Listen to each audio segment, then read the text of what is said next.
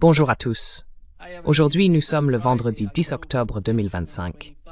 Nos chers amis Scott Ritter et John Helmer nous rejoignent aujourd'hui pour discuter du cas de l'Ukraine. Je vais commencer avec toi, Scott. La question de base, je pense, est la suivante. À ton avis, l'OTAN se dirige-t-elle vers une escalade majeure avec la Russie?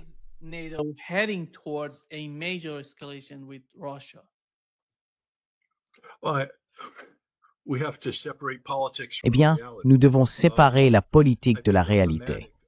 Je pense que le thème consistant à considérer la Russie comme une menace justifiant une escalade est une réalité en Europe aujourd'hui.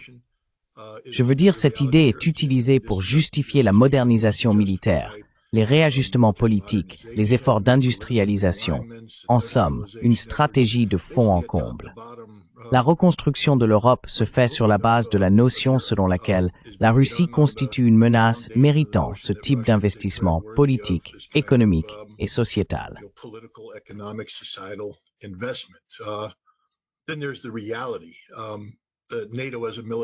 Il y a ensuite la réalité que l'OTAN, en tant qu'institution militaire, s'est atrophiée au point qu'aucune dose de stéroïdes, ni aucun entraînement intensif ne pourra jamais lui redonner sa vigueur.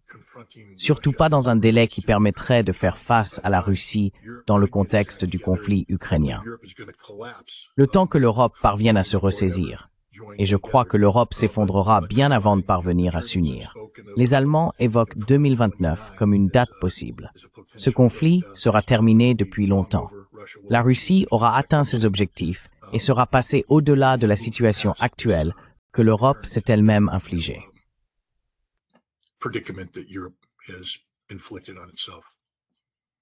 John, qu'en penses-tu? Eh bien, tout d'abord, nous convenons que l'escalade de l'action militaire de l'OTAN contre la Russie dure depuis longtemps. Ce n'est pas nouveau. Ce qui est nouveau, c'est le niveau d'escalade. On peut le voir en Pologne, en France, en Angleterre. Dans chaque pays, les circonstances sont différentes. Le président Macron peut attaquer un pétrolier russe au large, qualifié de piraterie par le président Poutine, parce qu'il essaye maintenant, en tant que président affaibli face à un parlement hostile, de gouverner par décret exécutif. Cela l'aide donc en France à attiser un sentiment de guerre anti-russe et anti-slave, afin de satisfaire à l'exigence constitutionnelle selon laquelle la France doit faire face à une menace de guerre.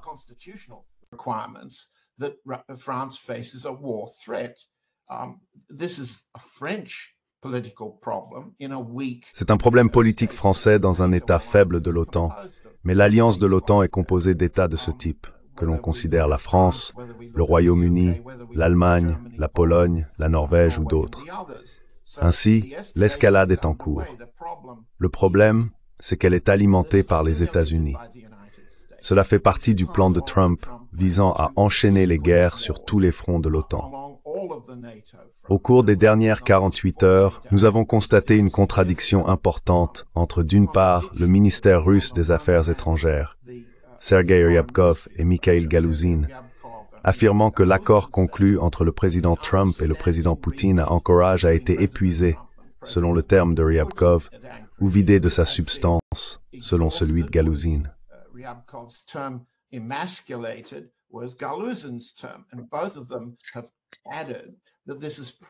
Tous deux ont déclaré que cela s'explique principalement par le fait que les États européens sont déterminés à poursuivre la guerre sur le champ de bataille ukrainien et à l'intensifier le long des fronts ouest et nord de la Russie. En revanche, Yuri Ushakov, s'exprimant au nom du président Poutine, et Poutine lui-même ces dernières heures à Douchanbé lors d'une conférence de presse, ont insisté sur le fait que les accords ne sont ni épuisés ni vidés de leur substance. L'essentiel est que la tentative du Kremlin de dissocier l'escalade de l'OTAN contre la Russie des États-Unis et de trouver un moyen d'utiliser Trump pour bloquer l'OTAN se trouve désormais dans une situation périlleuse et incertaine.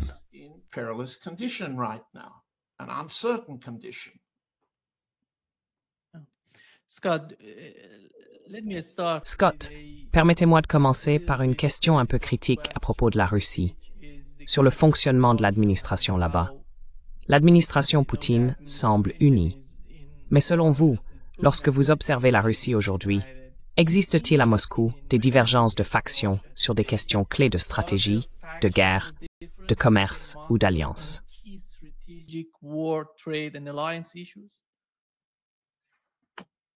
À Moscou, la ville elle-même, l'entité physique de la ville.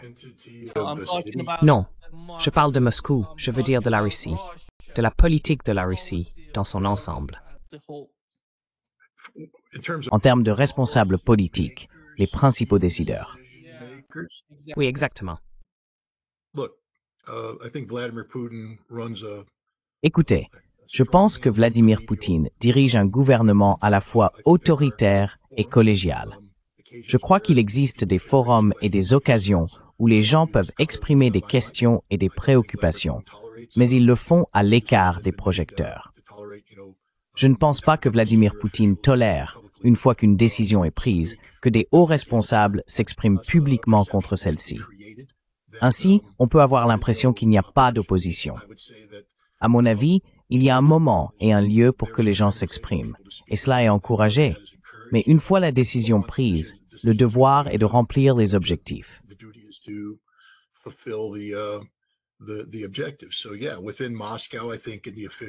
Donc oui, à Moscou, je pense que dans les cercles officiels, il existe des endroits où les gens peuvent exprimer leurs objections.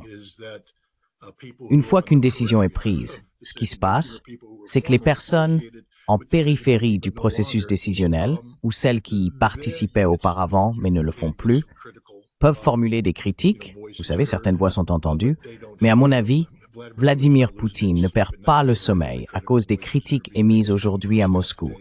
Il est le commandant en chef, le chef de l'exécutif, et il dispose d'un processus par lequel les politiques sont élaborées et mises en œuvre, et le gouvernement respecte ces processus. C'est mon point de vue.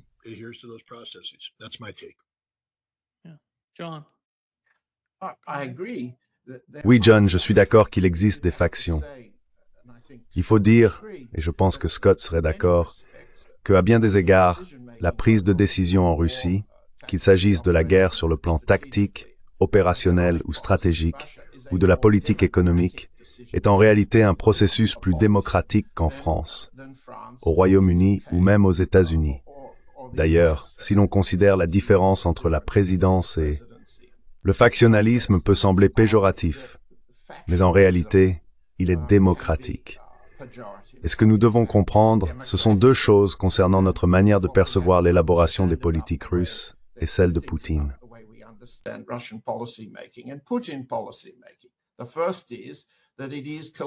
Le premier point est que c'est collégial, comme l'a dit Scott, et cela signifie que les gens ne sont pas d'accord sur toute une série de questions importantes. Dans une atmosphère collégiale et collective, la prise de décision collective est la règle. C'est la politique que Poutine a adoptée avant que la Russie n'envoie sa première délégation, dirigée par l'émissaire présidentiel Vladimir Medinsky, au pourparlers d'Istanbul. Le président Poutine a convoqué une très grande réunion de responsables clés. C'était une tentative de montrer et en fait d'écouter et de mettre en œuvre une prise de décision collective. La semaine dernière, le président Poutine a fait un certain nombre de remarques lors de la conférence du Club Valdai à Sotchi qui ont été mal interprétées.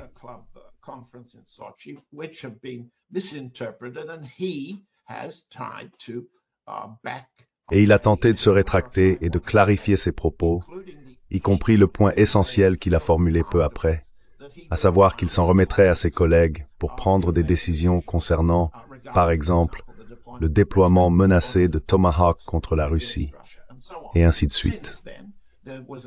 Depuis, il y a eu une première réunion de l'organe civil du Conseil de sécurité, puis une réunion inhabituelle des commandants des armées de front, de l'état-major général et du ministre de la Défense. Voilà ce qu'on appelle la collégialité en action. La deuxième grande distinction dans le cas russe, dans le cas du président Poutine, en laissant de côté la période Eltsine, et que la Russie tire les leçons de ses erreurs beaucoup plus rapidement que la plupart des gens et des armées, et qu'elle est prête à admettre et à reconnaître que des erreurs ont été commises, des erreurs de calendrier, d'opération, d'application, d'anticipation.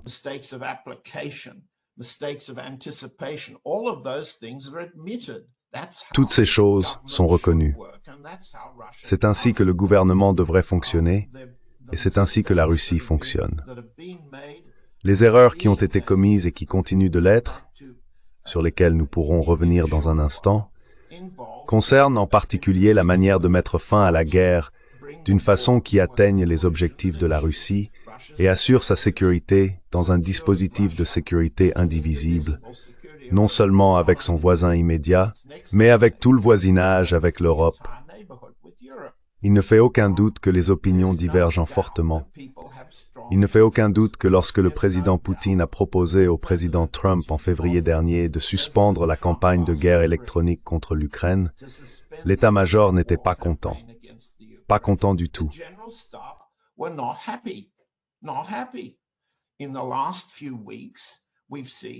Au cours des dernières semaines, nous avons vu, disons, une correction de ce que cette différence de faction représentait.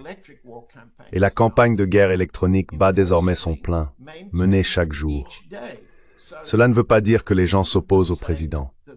Cela signifie qu'ils reconnaissent que des erreurs de calendrier, d'anticipation et d'opération ont été commises et qu'elles sont en train d'être corrigées. Et Poutine a corrigé, à son crédit et à celui de l'état-major général, des services de renseignement et du ministère des Affaires étrangères, corrigé collectivement ce qu'ils veulent faire. Mais cela laisse des questions importantes, non décidées, non résolues.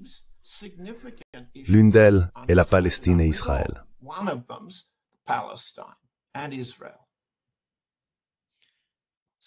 Scott, penses-tu que Donald Trump soit prêt ou disposé à mettre fin au conflit en Ukraine? Donald Trump. Vous voulez que, encore une fois, je ne veux pas être critique, mais lire Donald Trump, c'est comme lire les feuilles de thé 5 mois après que la tasse a été vidée. Permettez-moi de commenter cela. Tout d'abord, encore une fois, John et moi sommes totalement d'accord sur la manière dont je perçois le fonctionnement du gouvernement russe. Je dirais cependant qu'il faut reconnaître qu'avec l'administration Trump, nous avons affaire à une bête totalement différente de la façon dont le gouvernement russe a été conçu pour fonctionner. À l'époque où je travaillais sur le contrôle des armements et autres, nous avions un département d'État, un département de la défense et divers organismes officiels qui entretenaient des relations professionnelles avec leurs homologues soviétiques. Et pour la plupart, ce type de relations professionnelles existait à travers différentes administrations. Cette guerre a commencé dans sa forme actuelle en février 2022 sous l'administration Biden.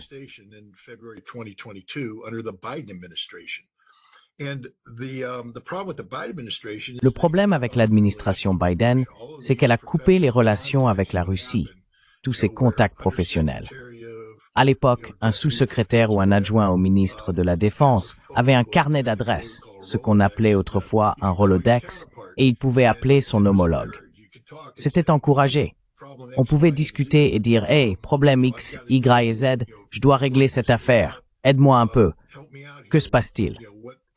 Que devons-nous faire pour éviter que la situation ne devienne incontrôlable ?» Il y avait ce type de dialogue à des niveaux inférieurs pour empêcher que les problèmes ne deviennent des affaires dont les grands patrons devaient s'occuper. Biden a mis fin à cela. Il n'y avait tout simplement plus de communication. Et cela a poussé les Russes à adopter un mode de prise de décision particulier.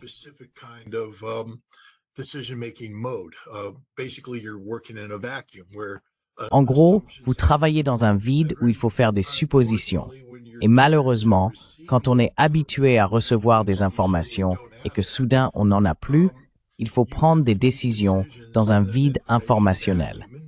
Et des erreurs se produisent, comme l'a dit John. Mais ce qu'il faut savoir à propos des Russes, c'est qu'ils tirent immédiatement les leçons de leurs erreurs, car ils les reconnaissent, prennent des mesures correctives et avancent. Alors Trump arrive, et vous savez, Anatoly Antonov, l'ancien ambassadeur de Russie aux États-Unis, quand je lui ai demandé « Qui voulez-vous voir gagner ?» Il a répondu « Je ne touche pas à cette question, même avec une perche de 3 mètres. » Mais je peux vous dire ceci, les Russes préfèrent la prévisibilité. Nous aimerions la prévisibilité.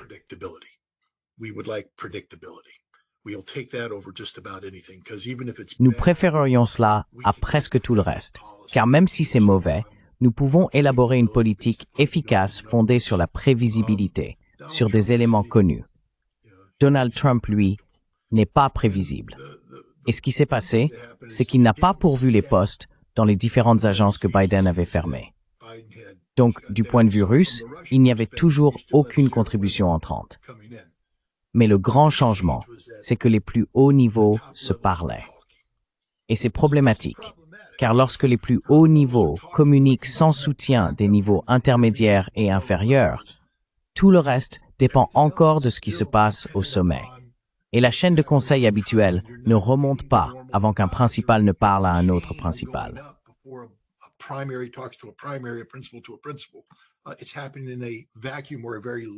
Cela se passe dans un vide, ou au mieux dans un cadre consultatif très limité.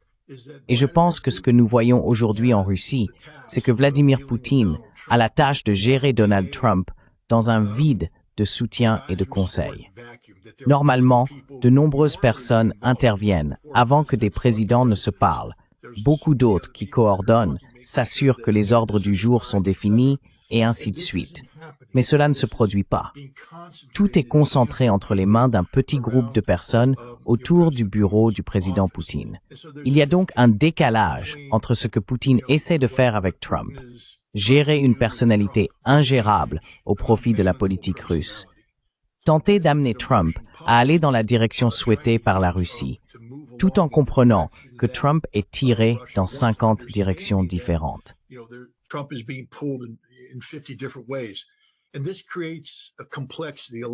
Et cela crée un niveau de complexité que je pense que nous devons prendre en compte lorsque nous critiquons le gouvernement russe. Nous devons reconnaître que Donald Trump représente un ensemble de problèmes sans équivalent pour les Russes et qu'il n'existe pas de réponse bureaucratique à Donald Trump. C'est un problème pour la présidence russe et bien souvent, cela signifie que la présidence est déconnectée des conseillers collégiaux dont elle dispose. Il finit par devoir les informer après coup au lieu qu'il le briefe en amont. Donc oui, voilà ma perspective sur la question et je serais tout à fait disposé à céder la parole maintenant pour voir si John a des commentaires critiques à ce sujet, ce qui est très bien.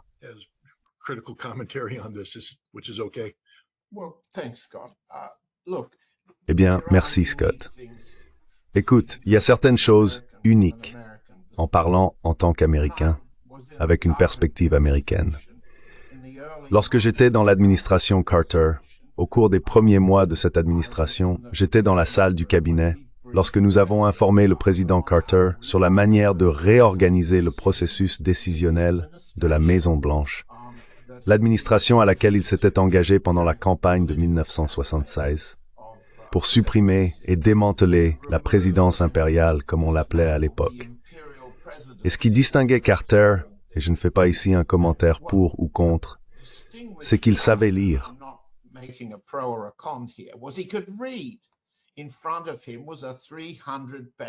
Devant lui se trouvait un dossier d'information de 300 pages que mes 15 collègues et moi, dont certains officiers militaires détachés, avions préparé pour lui, afin d'améliorer le processus de prise de décision, de sorte que le président puisse prendre des décisions fondées sur de véritables options, présentées par écrit, par les agences, les services de renseignement, les forces armées et l'équipe chargée de la politique intérieure. Il pouvait voir. Or, ce président ne sait pas lire, ne lit pas, et cela ressort très clairement des faits. Il aime les images, il est facilement manipulé. La salle du cabinet n'est pas un lieu d'écoute. Vous avez vu le président Trump rabrouer, insulter et utiliser ses réunions dans la salle du cabinet pour se mettre en scène devant la presse.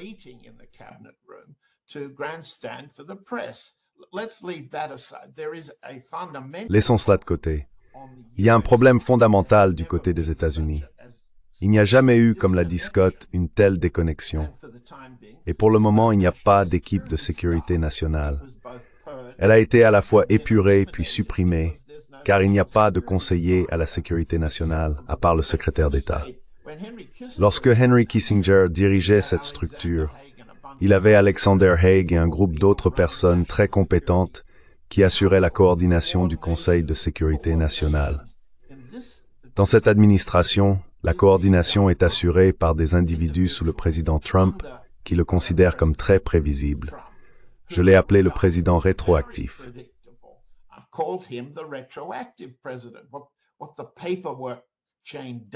Ce que fait la chaîne de paperasse, et les personnes peu connues dans le domaine de la politique étrangère ou du côté russe, comme Stephen Miller, le chef adjoint de cabinet qui a un bureau à l'étage de la Maison-Blanche, non pas à côté du président, c'est de placer Trump, par le biais des tweets et d'autres méthodes, dans une position où il sera toujours d'accord et approuvera rétrospectivement ce qu'ils font. Cela inclut la conduite de guerre à l'intérieur des États-Unis contre les villes votant démocrates et la conduite de guerre à l'extérieur des États-Unis, comme contre l'Iran et le Venezuela, et ainsi de suite. C'est donc un ensemble de problèmes uniques. Scott a raison.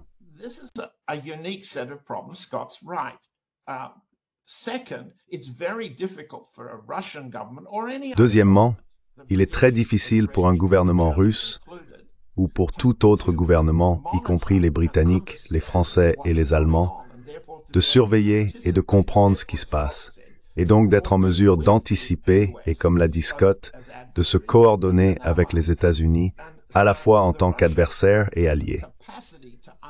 Ainsi, la capacité de la Russie à comprendre ce qui se passe, qui prend les décisions et comment les choix sont formulés sous Trump.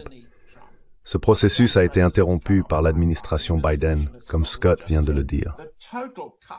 La coupure et la perturbation totale des canaux et institutions diplomatiques russes aux États-Unis, la fermeture légale du consulat de Seattle, et ainsi de suite, tout cela a laissé Moscou plus dans l'ombre que d'habitude.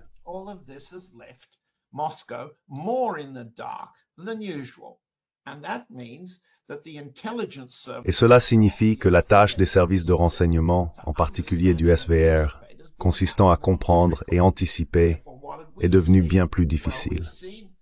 Alors, qu'avons-nous observé? Eh bien, d'un côté, nous avons vu l'opinion publique russe soutenir le président des États-Unis dans une opportunité de faire la paix avec la Russie. C'était un changement très significatif dans l'opinion publique russe. C'était aussi un changement notable dans l'opinion du Kremlin avant l'élection de Trump, mais il n'a duré qu'un temps relativement court. Le Kremlin aimerait le prolonger. C'est ainsi qu'est venue l'idée, et c'était une bonne idée, une très bonne idée, de régler la question de l'homme de main de Trump, Stephen Witkoff. Nous entendons ce qu'il dit, mais Trump entend-il ce que nous disons à travers Witkoff?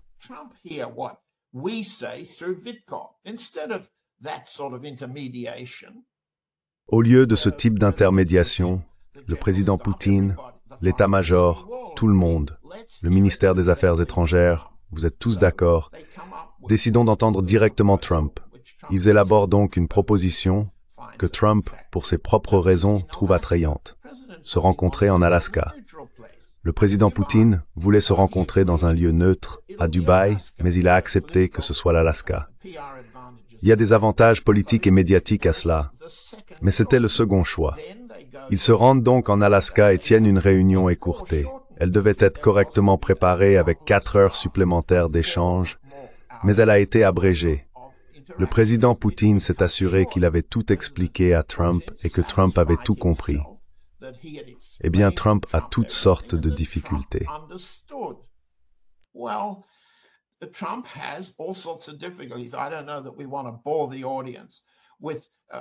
Je ne sais pas si nous voulons ennuyer le public en détaillant ici les difficultés cognitives, neurologiques, médicales et émotionnelles ou psychologiques de Trump. Mais du côté russe, pour interpréter cela, il y a toujours une remise liée à la personnalité. Toujours une remise. Aucun Russe éduqué à notre époque, et certainement pas à l'époque du président Poutine, n'ignore l'analyse léniniste, stalinienne ou marxiste de la structure de la prise de décision dans le monde. D'accord. Donc pour les Russes qui traitent avec Trump, il n'est pas confortable de voir l'individu soit comme un électron libre, soit comme une figure incroyablement novatrice. Ils le voient, ils doivent le voir parce que c'est vrai. La réalité est marxiste, comme Jay l'a dit un jour. Ils doivent percevoir la structure de la personnalité de Trump, prenant des décisions à l'intérieur d'un cadre institutionnel formé par des lobbies, des factions, des intérêts institutionnels, et ainsi de suite.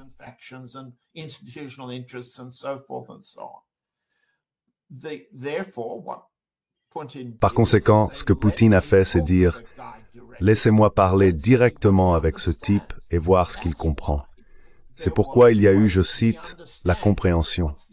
Quelle est cette compréhension? Qu'il y a eu compréhension. Mais la question devient alors, quand Trump rentre chez lui, entre à la Maison-Blanche, quel est le suivi? Et là, on voit le processus de la présidence rétroactive. Les factions à Washington. Et ce ne sont pas Rubio, ce ne sont pas Hegseth. Ce sont des individus et des forces sous-jacentes à ces individus. Bien plus probablement Ratcliffe à la CIA, bien plus probablement des gens en dessous, au Conseil de sécurité nationale, au Bureau de la gestion et du budget, les gens qui contrôlent l'argent, les gens qui contrôlent les documents, ils ont piégé Trump. Or, la capacité de la Russie à comprendre et anticiper cela a été affaiblie depuis des décennies.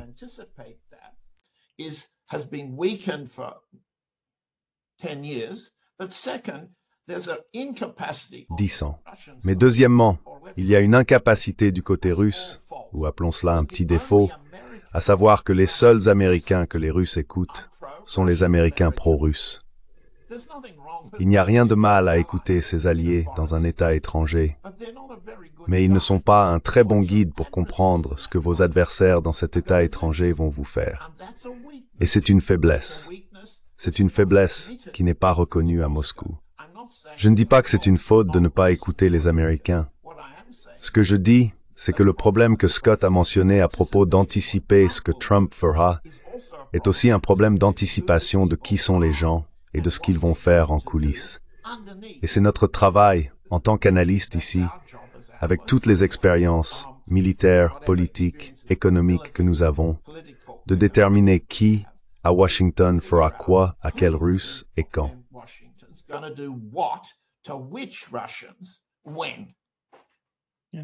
Why Scott? Je veux dire, écoutez, encore une fois, John a parfaitement raison. Je vais simplement partager ma modeste expérience. Vous savez, tout d'abord, je serais réticent à me qualifier de pro-russe. Je suis pro-américain, je suis rouge, blanc et bleu, et je crois simplement qu'il est dans l'intérêt de l'Amérique d'entretenir de bonnes relations avec la Russie, et qu'il est préférable pour l'Amérique d'essayer de comprendre la Russie. Donc je fais cela, et cela est souvent mal interprété comme étant pro-russe, ou comme une forme d'excuse pour des criminels, ou encore comme si j'étais la marionnette de Poutine. Eh bien soit. Mon travail consiste à essayer de mieux comprendre la Russie. Et je comprends que je ne comprends pas encore la Russie, donc je continue à essayer de mieux la comprendre. Je saisis chaque occasion pour parler avec des Russes, pour apprendre à les connaître.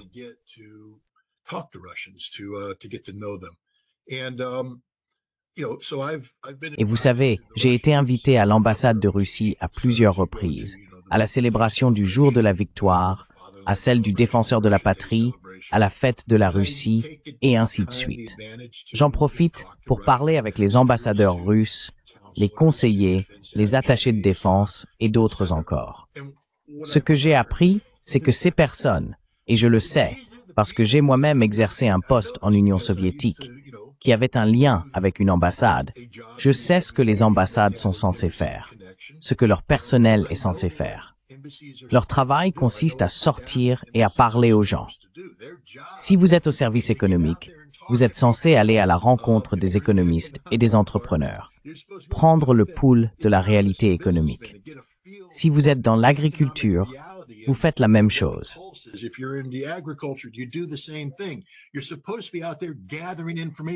Tu es censé être sur le terrain en train de recueillir des informations. Ce n'est pas de l'espionnage, c'est de la diplomatie classique.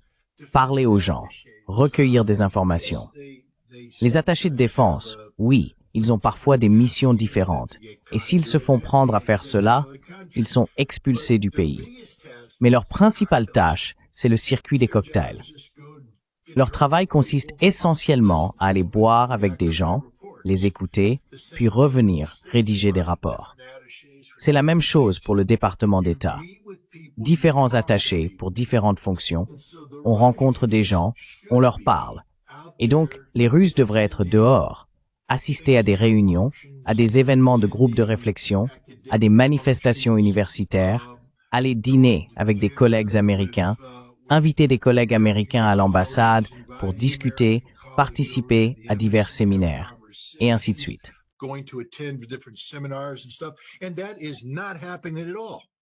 Et cela ne se produit pas du tout. Zéro. Ils sont exclus. Donc ces personnes-là, encore une fois, la façon dont cela est censé fonctionner, c'est, vous savez, Scott Ritter, attaché de défense, se rend là-bas et moi je sirote une bière avec mes collègues russes.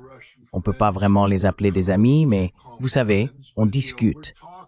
Puis l'attaché turc arrive et nous avons une conversation intéressante sur l'intégration du S-400 dans les forces armées turques et sur ce que cela signifie pour le F-35.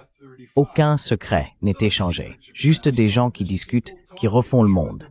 Ensuite, je rentre, je me fie à ma mémoire, je rédige un rapport et je le transmets par les voies officielles. Cela devient un câble qui entre dans le système et d'autres font la même chose.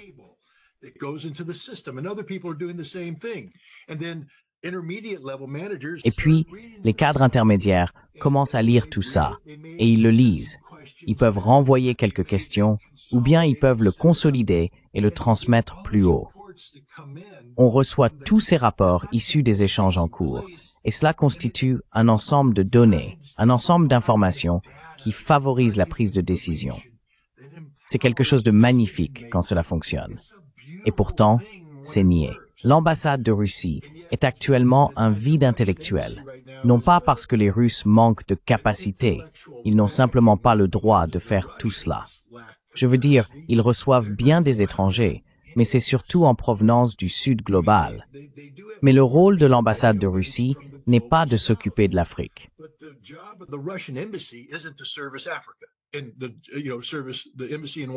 Et l'ambassade à Washington, D.C. n'est pas là pour rendre l'Afrique heureuse. Elle n'est pas là pour rendre l'Asie de l'Ouest heureuse. Elle n'est pas là pour rendre l'Asie du Sud-Est heureuse. Leur travail consiste à apprendre à connaître l'Amérique et à faire des choses avec les Américains. Et on ne leur permet absolument pas de faire ce travail. J'imagine qu'un environnement similaire existe à Moscou pour l'ambassade américaine. Absence totale de collecte d'informations et aucun rapport significatif ne sort. Et donc vous posez la question, qui? Personne. Il ne se passe rien en ce moment. L'ambassadeur auprès des Nations Unies, lorsqu'il parle de la possibilité que le premier département s'implique dans un désarmement significatif, c'est un vide total. Il ne sort rien des États-Unis. Personne ne parle. Personne ne fait rien.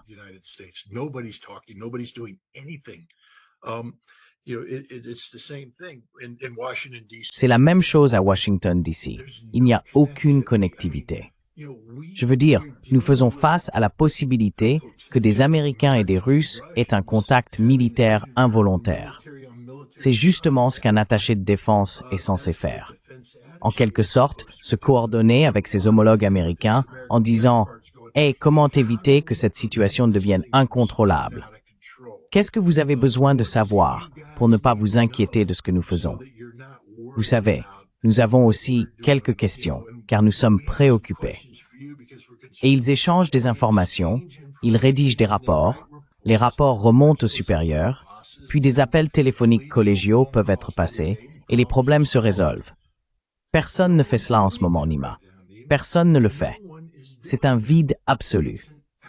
Et je conclurai par ceci. Xavier le point, en mai, il peut même si diplomatique sur les muscles.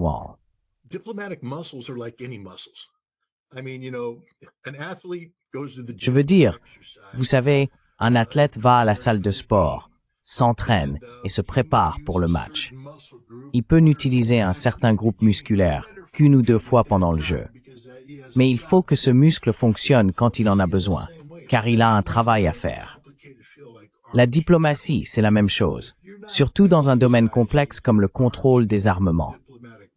Si vous ne faites pas travailler vos muscles diplomatiques du contrôle des armements, ils s'atrophient. Le traité F a été négocié par un homme nommé Paul Nitze. Paul Nitze a pris conscience de l'importance du monde adulte à Hiroshima. Il était là après coup.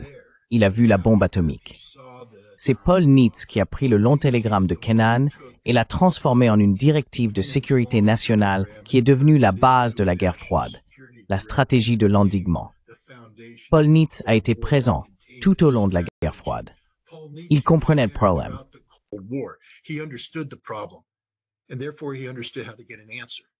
Et donc, il comprenait comment obtenir une réponse. La réponse, c'était le traité INF. Il était le principal négociateur du traité sur les forces nucléaires à portée intermédiaire. Il est mort, et tous les membres de son équipe sont soit morts, soit en train de mourir.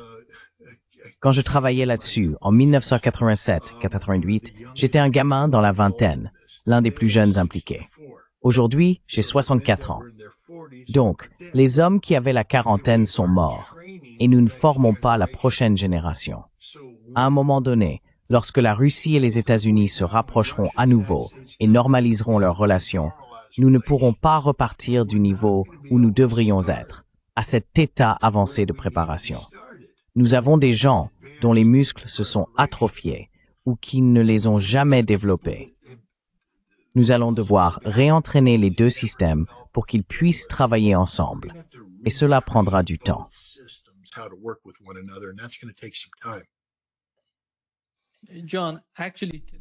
John, en fait aujourd'hui, Vladimir Poutine a parlé du traité sur les stocks nucléaires.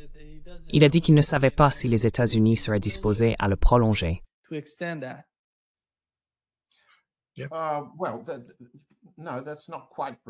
Eh bien, non, ce n'est pas tout à fait exact.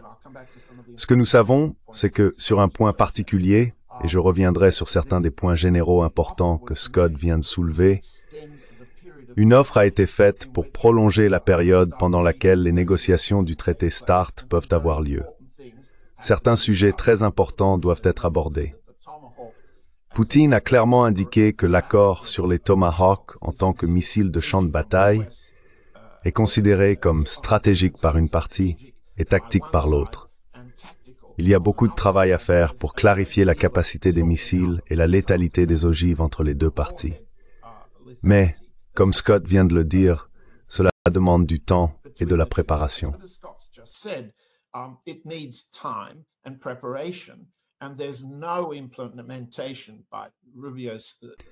Et il n'y a eu aucune mise en œuvre de la part du département d'État dirigé par Rubio, même du programme minimal visant à améliorer les contacts diplomatiques, aider les plombiers à réparer les toilettes de l'ambassade des États-Unis, à Moscou, et rouvrir la datcha russe en Virginie, ce genre de choses. Même à ce niveau, l'administration Trump, sous la direction de Rubio au département d'État, n'a pas tenu une promesse qui avait été faite. Maintenant, ce que Poutine a déclaré, et auquel Trump a acquiescé en passant lors d'une récente conférence de presse dans le bureau ovale, c'est qu'il faut plus de temps. Ainsi, au lieu que le traité START expire en février 2026, les deux parties ont convenu d'une prolongation du délai pour des discussions sérieuses, de véritables négociations, jusqu'en février 2027. Et c'est positif.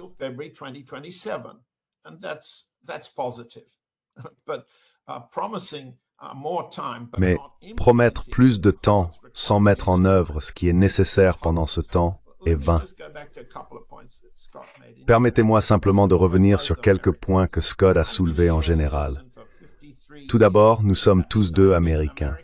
Je suis citoyen des États-Unis depuis 53 ans. Cela signifie que je suis Américain depuis que Scott avait 10 ou 12 ans. Donc la question de la loyauté envers le camp américain, la capacité d'analyse pour comprendre les dangers que chaque camp représente pour l'autre, et l'engagement moral a facilité la fin du conflit entre les deux camps. Cela remonte à 1917, cela remonte à la Révolution russe. C'est donc vieux d'un siècle. Nous sommes dans une guerre centenaire qui pourrait bien devenir une guerre bicentenaire. C'est la responsabilité à la fois du camp russe et du camp américain, avec bonne volonté, de se comprendre mutuellement.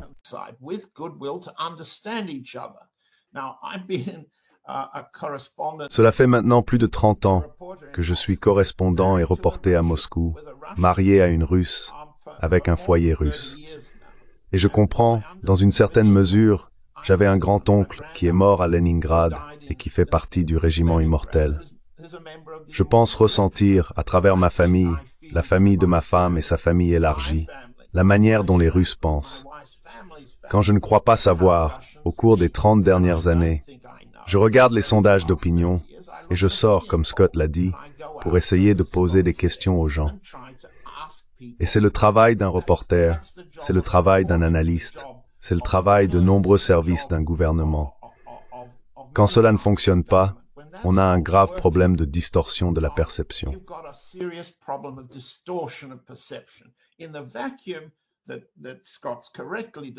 Dans le vide que Scott a décrit avec justesse, les gens en viennent à se replier sur leurs idéologies fondamentales, leur racisme, leur impérialisme, leur ambition de dominer. Et cela est aggravé dans la relation entre les États-Unis et la Russie par quelque chose qui est apparu durant la période Gorbatchev et qui est ensuite devenu une politique d'État sous Eltsine. Il s'agit de la faction russe qui veut être aimée des Américains. Si vous êtes un Américain comme moi ou un Américain comme Scott, vous sentez beaucoup de gens essayer de se rendre agréables pour leurs propres raisons.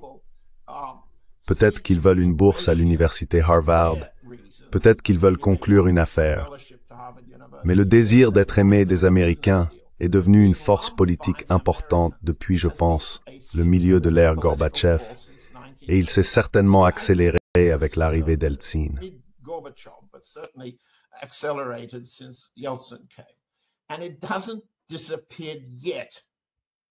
Et cela ne disparaît pas encore. Et c'est un problème de malentendu du côté russe, quant à ce que leurs amis américains veulent réellement et ce que leurs adversaires américains veulent. On peut le voir se manifester dans les incompréhensions et les déformations à la fois de la machine de propagande russe et de la machine de propagande américaine. Cela signifie, et cela a toujours signifié, que le corps de presse américain à Moscou, même lorsqu'il était le plus libre, a toujours représenté ce qu'il comprenait être la ligne officielle. C'est ce que faisait le Moscow Times. C'était le porte-voix d'une certaine ligne émanant, disons, de l'establishment américain. Et c'est toujours le cas.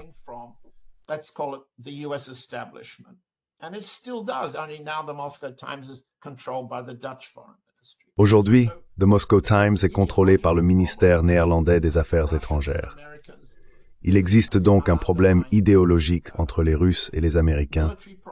Il y a aussi un problème militaire sous-jacent qui demande du temps à résoudre. Mais, comme l'a dit Scott, il n'existe aucun cadre de négociation. À la place, on trouve la haine, le racisme et la perception du côté américain que les Russes seraient une sorte d'équivalent suprémaciste blanc. Cela fait partie du mouvement Méga-Maga qui considère les Russes comme des alliés contre le monde noir, le monde brun, le monde jaune. C'est du racisme, et cela ne résout aucun des problèmes que nous devons affronter sur les plans idéologiques, militaires ou économiques.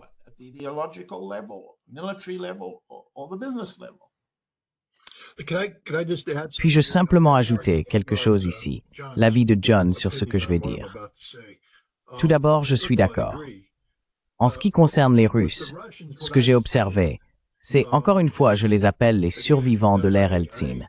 Les gens des années 1990, qui, je dirais, ont cessé d'aimer la Russie pour tomber amoureux de l'Occident, et qui croyaient que la voie du succès pour la Russie passerait par l'Occident. Beaucoup d'entre eux n'ont pas perdu cette conviction. Au fond d'eux, ils pensent toujours que c'est le cas. Ensuite, il y a d'autres Russes, plus pragmatiques, plus réalistes, ceux avec qui on espère pouvoir dialoguer.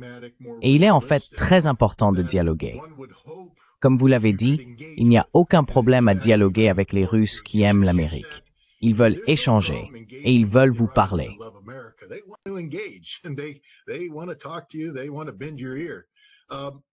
Ils veulent capter ton attention. Mais les personnes avec lesquelles nous devons dialoguer sont celles que nous excluons.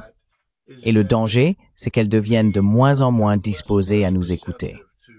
Vous savez, en Amérique, nous parlons souvent de la façon dont nous retombons dans nos péchés fondamentaux.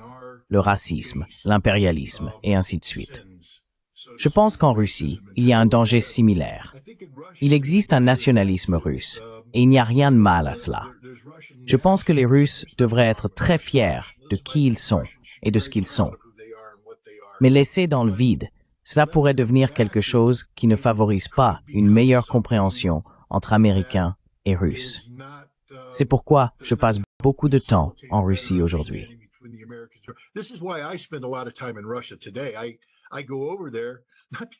Je vais là-bas non pas parce que je sais quelque chose, je ne sais rien. Je veux apprendre, mais je veux aussi participer à des conversations, pas avec les gens qui aiment l'Amérique. Comme je l'ai dit, je n'ai pas besoin de voyager, ils viendront à vous. Mais aller en Russie et rencontrer des gens qui n'ont pas besoin d'aimer l'Amérique, mais avec qui je veux parler de l'Amérique. C'est ça, l'objectif. Je veux faciliter la communication pour que les muscles intellectuels ne s'atrophient pas, afin que lorsque le moment viendra d'avoir de meilleures relations, il y ait un groupe de personnes prêtes à s'y engager. Parce que si nous ne dialoguons pas avec les Russes, si nous laissons ce cordon ombilical d'échanges intellectuels être rompu, j'ai peur que les Russes finissent par faire ce que nous faisons.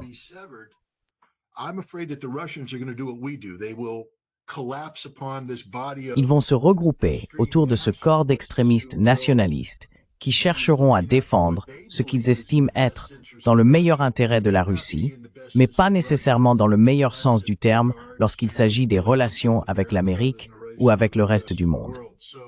Donc, vous savez, c'est difficile à faire, parce que, en le faisant, on vous accuse, comme je l'ai dit, d'être un apologiste de Poutine, un propagandiste russe, peu importe. Mais en réalité, je ne peux pas imaginer un devoir plus patriotique que celui que j'essaye d'accomplir en ce moment, à savoir maintenir ce cordon ombilical du discours intellectuel.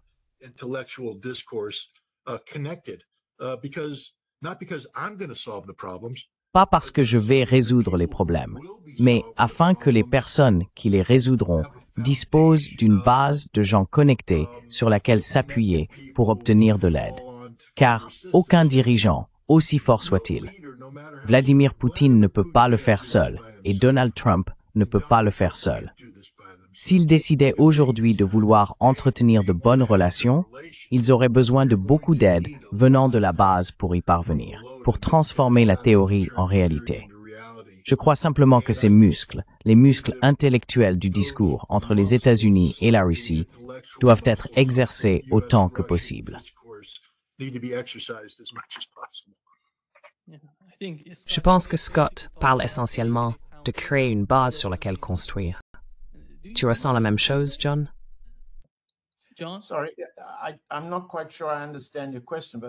Désolé, je ne suis pas tout à fait sûr de comprendre votre question, mais la première chose que je veux dire, c'est que je suis très heureux qu'une Russe, ma défunte épouse, Tatiana, m'ait aimé en tant qu'Américain. J'ai beaucoup appris de sa vie et je suis profondément désolé qu'elle ne soit plus là. Être aimé de cette manière par des Américains a enrichi ma vie. Deuxièmement, Scott et moi avons tous deux été troublés par les enquêtes du FBI sur nos liens avec la Russie. En 1995, j'ai été accusé d'être un espion soviétique. Scott a également vécu une expérience très désagréable, pris pour cible par l'administration Biden à travers le FBI. Dans nos deux cas, le FBI nous a innocentés. Les liens avec la Russie ne sont pas criminels. Cependant, comme le dit Scott, dans un vide de compétition et de conflit, il y a toujours eu une faction d'appelons-les extrémistes impérialistes. Les termes peuvent changer, on peut les appeler néoconservateurs ou leur donner un autre nom à Washington.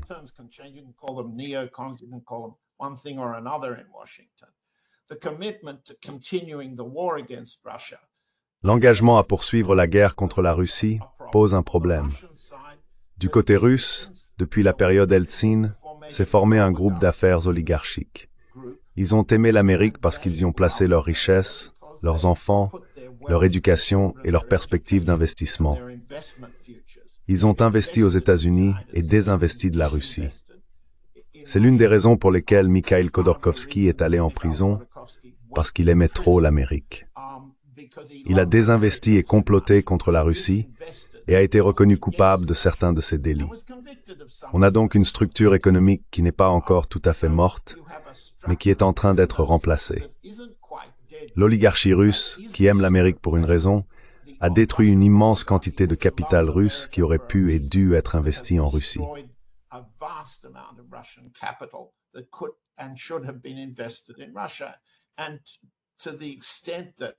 Et dans la mesure où les sanctions ont forcé, un changement de politique à l'intérieur de la Russie à l'égard de l'oligarchie russe, ce qui est un sujet sur lequel je rapporte et que j'analyse depuis plus de 30 ans maintenant, c'est une libération positive que cette guerre a provoquée à l'intérieur même de la Russie. Donc, Scott et moi ne sommes pas en désaccord. Nous avons été punis de bien des façons pour la position que nous avons adoptée, laquelle, je pense, repose avant tout sur une analyse sincère. Quand cela a été embarrassant, nous avons rencontré de l'hostilité et en avons été punis. Eh bien, nous voilà, deux vieux hommes en train de parler. Enfin, Scott est un vieux monsieur. Moi aussi, je suis un vieux monsieur. Nous voilà donc toujours en train de discuter dans un avenir relativement plus positif. Permets-moi simplement de dire, John, tout d'abord, que je suis désolé pour ta femme. Je suis heureux que tu aies eu cette relation et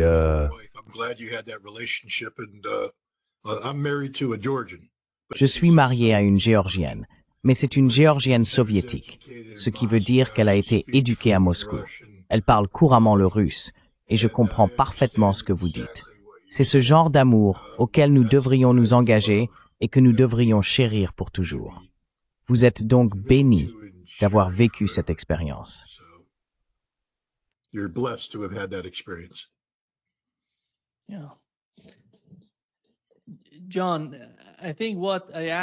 Oui. John, je crois que ce que je t'ai demandé, et tu as dit que je n'avais pas compris ta question, c'était ceci. Scott essayait d'expliquer que si nous voulons une meilleure relation entre les États-Unis et la Russie, nous devons en poser les bases.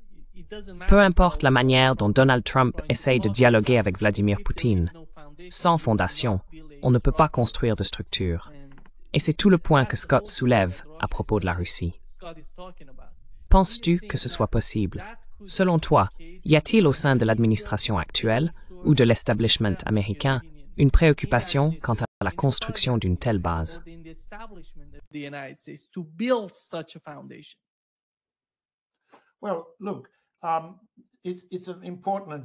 Eh bien, écoutez, c'est une question importante et pertinente, et nous n'avons pas vraiment le temps d'en examiner tous les tenants et aboutissants. Je pourrais dire que, théoriquement, le côté russe a envisagé plusieurs manières de construire cette base dans les années 1970 et 1980. C'était une doctrine commune, une théorie politique répandue, selon laquelle la politique soviétique, puis russe, devait être aussi amicale que possible envers l'État d'Israël et le lobby sioniste à Washington. Parce que, pour une raison ou une autre, les Russes pensaient que les Juifs constituaient un groupe minoritaire très influent aux États-Unis. Et si l'on restait en bons termes avec eux, ils aideraient à atténuer l'hostilité sous-jacente envers l'Union soviétique, puis envers la Fédération de Russie. Cela s'est révélé faux, une théorie erronée. Yerfaf Deswaryanitsk.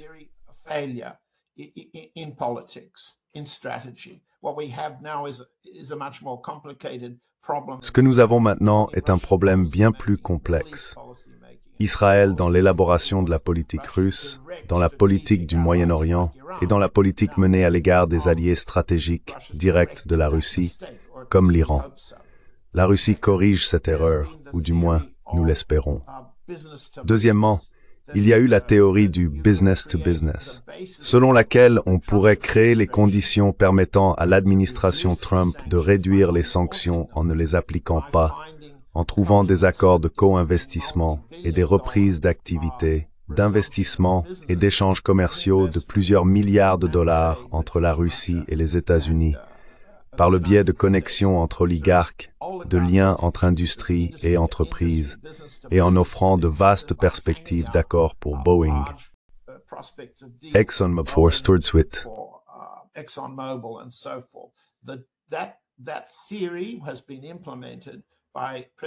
Cette théorie a été mise en œuvre par la nomination par le président Poutine de Kirill Dmitriev en tant qu'émissaire spécial pour les relations économiques étrangères. Il a été formé aux États-Unis et sa mission consistait à correspondre à la nomination de Trump, Stephen Witkoff. Aujourd'hui, cela tourne à l'échec et il est très difficile pour une ligne politique dans laquelle on a tant investi de reconnaître cet échec. Dmitriev n'a réussi à produire aucun projet ou entreprise significatif. De plus, ces entreprises, par exemple ExxonMobil, se sont révélées réticentes ou incapables, plus réticentes qu'incapables, à faire pression sur l'administration Trump et sur Trump lui-même afin de trouver des conditions d'accord pour mettre fin à la guerre. Ainsi, les fondations sur lesquelles reposait cette stratégie, qu'il s'agisse du lobby juif à Washington ou du lobby des affaires à Washington, ces deux approches ont échoué.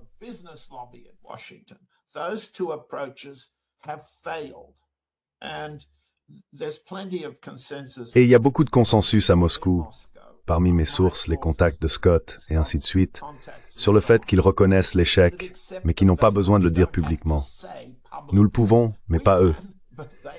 C'est un échec car il y a un effort constant, comme il doit y en avoir un, pour reconstruire des éléments de la fondation chaque fois qu'ils s'effondrent. Alors, quelle fondation reste-t-il si l'on perd deux de ces blocs de construction? La réponse, c'est la peur. Il doit y avoir un engagement des deux côtés envers la destruction mutuelle, assurée, envers cette compréhension. Et Scott est un militaire, donc il peut en parler avec plus de compétences que moi.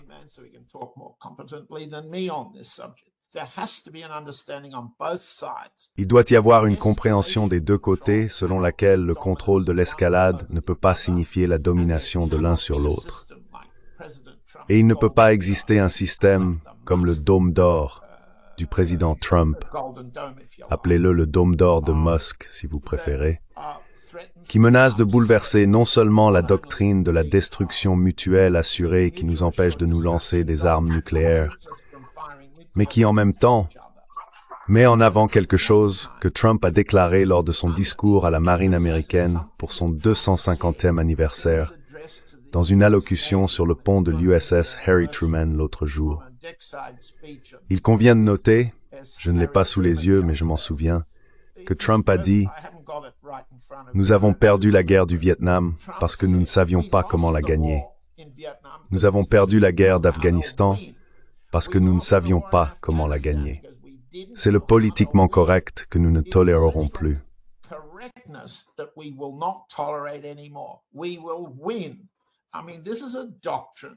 Nous allons gagner.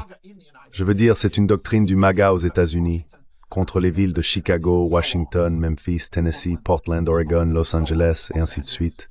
C'est une doctrine de domination à l'échelle mondiale. Et quelle est la base pour la Russie ou pour tout autre adversaire des États-Unis, la Chine, l'Inde, la Corée du Nord, l'Iran, le Venezuela, etc. Quelle est la base qui peut dissuader chaque camp de faire quelque chose qui bouleverse l'équilibre? Eh bien, j'appelle cela la peur. Mais si vous avez un président debout sur le pont d'un porte-avions américain, répétant « gagner, gagner, gagner », et assurant à tout le monde que sa politique consiste à anéantir, c'est son mot, anéantir la soi-disant capacité nucléaire de l'Iran, alors vous avez un président qu'il est très difficile de convaincre que la peur constitue une base constructive pour les relations internationales.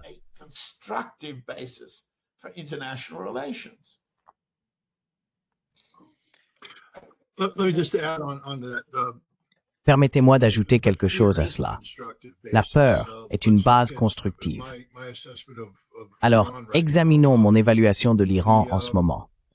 Poutine vient d'avoir une conversation avec Netanyahou, du moins selon la presse, et Netanyahou a dit « S'il vous plaît, dites aux Iraniens que nous ne voulons pas faire la guerre. » J'ai rencontré le président iranien il y a 2 semaines et il a dit que l'Iran pense qu'Israël est prêt à faire la guerre, que l'Amérique les soutiendra. Et vous savez, c'est un combat qu'ils ne veulent pas, mais qu'ils affronteront. Le fait est qu'Israël a peur, parce que son dôme de fer n'a pas fonctionné, son bouclier antimissile n'a pas fonctionné, ils n'ont pas décapité les Iraniens. Les Iraniens tiennent toujours.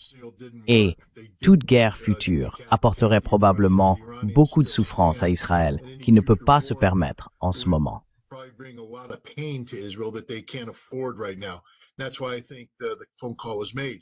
C'est pourquoi je pense que cet appel téléphonique a eu lieu. Maintenant, Trump n'admettra pas la peur. Mais Netanyahou n'aurait pas passé cet appel si Trump n'avait pas donné son feu vert. Donc je pense que Trump, personnellement, reconnaît la peur, parce qu'il ne veut pas non plus d'une guerre avec l'Iran en ce moment. Et je pense que, tu as parlé des différents piliers de la Russie.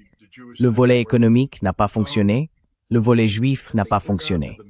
Je pense que nous en sommes maintenant au volet militaire et à la peur.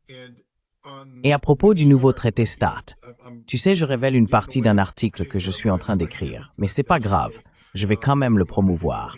Trump parle de missiles rapides.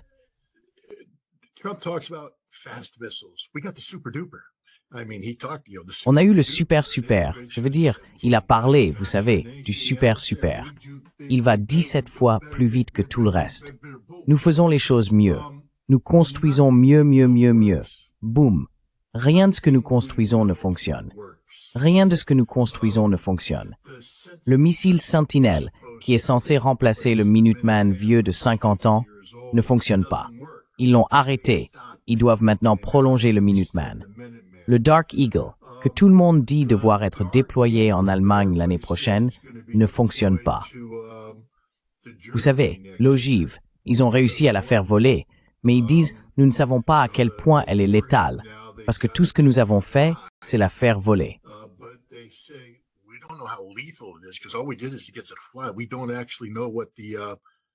Nous ne savons en réalité pas quel est l'effet cinétique sur la cible. Et nous ne connaissons pas la capacité de survie, car nous avons passé tellement de temps à faire ce profilage avec des matériaux exotiques que nous n'avons pas testé l'électronique. Que se passe-t-il lorsque cette ogive arrive dans une zone russe protégée par la guerre électronique, le brouillage, etc., et que l'électronique est grillée, rendant l'ogive inopérante? Je peux vous garantir dès maintenant que lorsque cette ogive sera soumise à des tests de contre-cyberdéfense, elle échouera. Cela signifie donc que nous n'avons pas de Dark Eagle déployable à l'heure actuelle.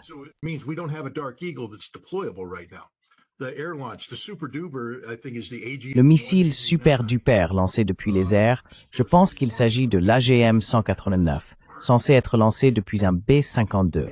Il ne fonctionne pas. Tout simplement pas. Ils l'ont annulé, puis Trump a dit « ramenez-le ». Mais c'est impossible. C'est comme essayer de ranimer un cadavre. Trump n'est pas Jésus, et Lazare ne se lèvera pas d'entre les morts. Nous voilà donc dans une situation où rien de ce que nous faisons ne marche. Rien. Et le faux dôme d'or de Trump devait être déployé d'ici la fin de cette année. Pas la fin de son mandat. Cette année. Et pourtant, ils viennent de publier un contrat de 150 milliards de dollars. Ils disent que c'est parce qu'ils ont tiré les leçons du contrat Sentinelle, puisque le Congrès a une règle selon laquelle, si la croissance du contrat dépasse 18%, il est suspendu pour réexamen.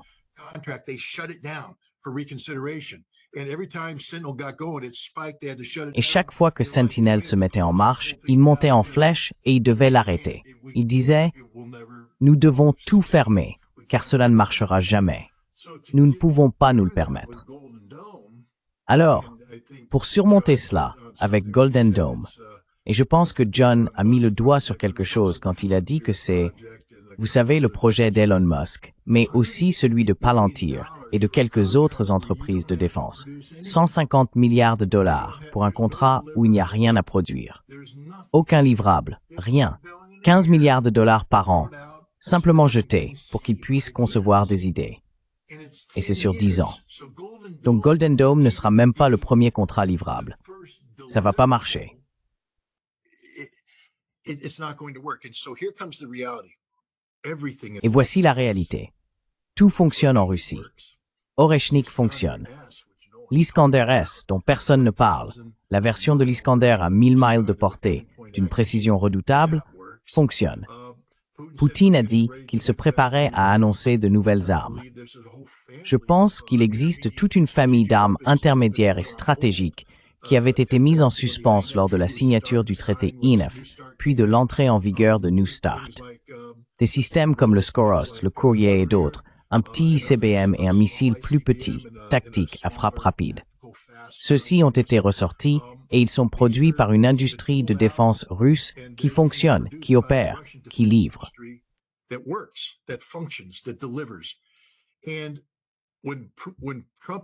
Et lorsque Trump sera informé de cette réalité, je pense que vous verrez une soudaine appréciation du contrôle des armements, car le contrôle des armements sera la seule chose qui sauvera les États-Unis. Nous ne pouvons pas rivaliser avec les Russes. Nous n'en avons pas la capacité. Trump peut parler de son super-duper autant qu'il veut, mais cela ne fonctionne pas. Trump peut parler de la détection des missiles très rapides, des missiles lents. Nous avons les meilleurs missiles. Aucun d'entre eux ne fonctionne. Les seuls missiles que nous avons sont des Tomahawk qui sont très anciens et ils sont souvent abattus. Donc je pense que c'est mon espoir pour le contrôle des armements. L'incompétence de l'industrie de défense américaine rend le contrôle des armements nécessaire face à la compétence absolue de l'industrie de défense russe.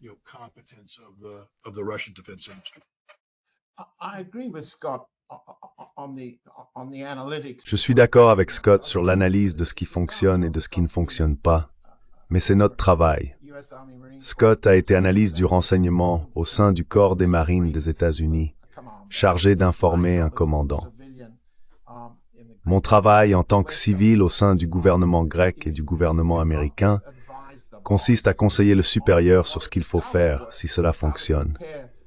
Comment préparer ses options? Quelles sont ses capacités au cas où quelque chose de létal surviendrait?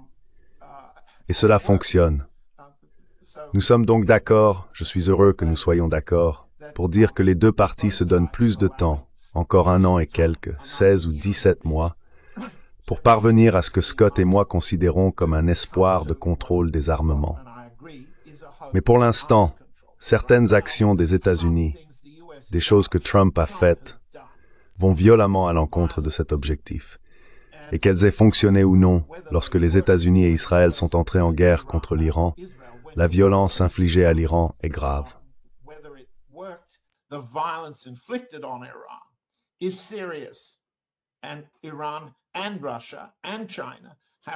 L'Iran, la Russie et la Chine doivent développer la capacité de se défendre contre la violence infligée au Venezuela, lequel, soit dit en passant, a un accord de partenariat stratégique avec la Russie.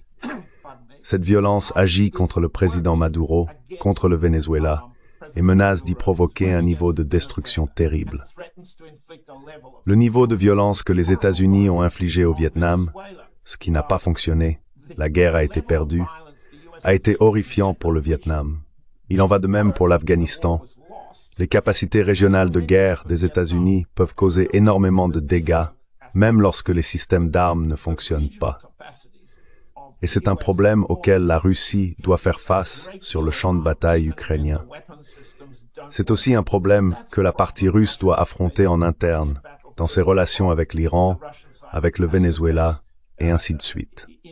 Je ne veux pas laisser de côté l'Extrême-Orient, la Chine, la Corée et d'autres, mais pour revenir à l'appel téléphonique de Netanyahou, c'est important. Je suis heureux que Scott l'ait mentionné.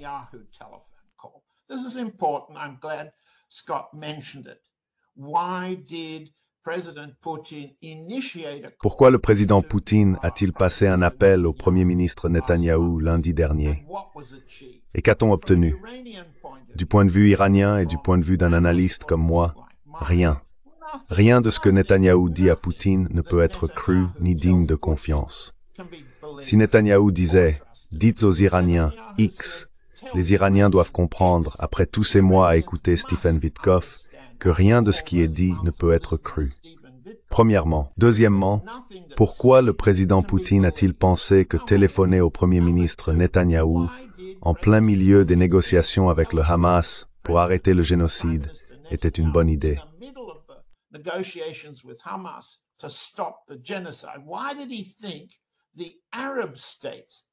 Pourquoi pensait-il que les États arabes et l'Iran considéreraient cet appel téléphonique comme une quelconque garantie de bonne volonté à leur égard? Et quel en a été le résultat? Eh bien, le résultat de cet appel, c'est que les États arabes, lorsque la rencontre a été organisée par le ministère russe des Affaires étrangères, sous la direction du ministre Lavrov, étaient prêts à se rendre à Moscou pour une conférence au sommet destinée à faire suite aux pourparlers de paix et aux négociations sur le génocide à Gaza, qui venaient d'être supervisées par Jared Kushner et Stephen Witkoff à Sharm el-Sheikh.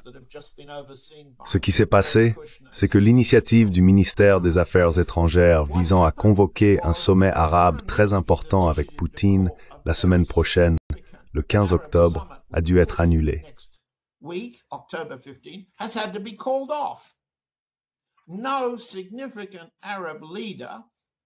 Aucun dirigeant arabe important, ni l'Arabie saoudite, ni les Émirats arabes unis, ni le Qatar, ni l'Égypte, n'était prêt à dire qu'il viendrait. Le seul dirigeant arabe, je crois, qui a déclaré être disposé à venir était le terroriste syrien Al-Shara al-Jilani. C'est inacceptable, inacceptable pour tout le monde. Cela aurait certainement dû être inacceptable pour la partie russe. Mais une initiative qui devait démontrer la capacité de la Russie à être digne de confiance au Moyen-Orient a été irrémédiablement compromise par l'appel téléphonique avec Netanyahou. Comment on a pu imaginer au Kremlin que cela n'aurait aucun effet négatif sur le monde arabe? Je ne peux pas le comprendre.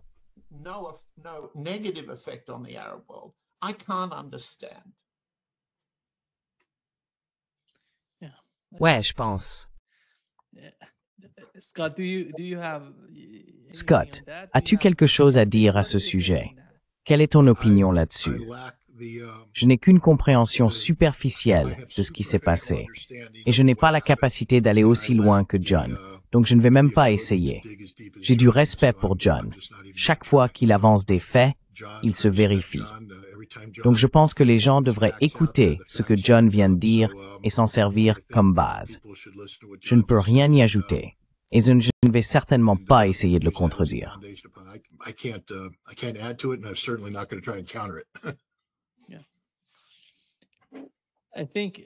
Oui, je pense que nous pouvons conclure pour aujourd'hui. Ce fut un grand plaisir de vous avoir tous les deux, Scott Ritter et John Elmer. Un grand plaisir comme toujours. Merci beaucoup. Et merci, Nima. J'ai passé un excellent moment. Très bien. Bonne chance.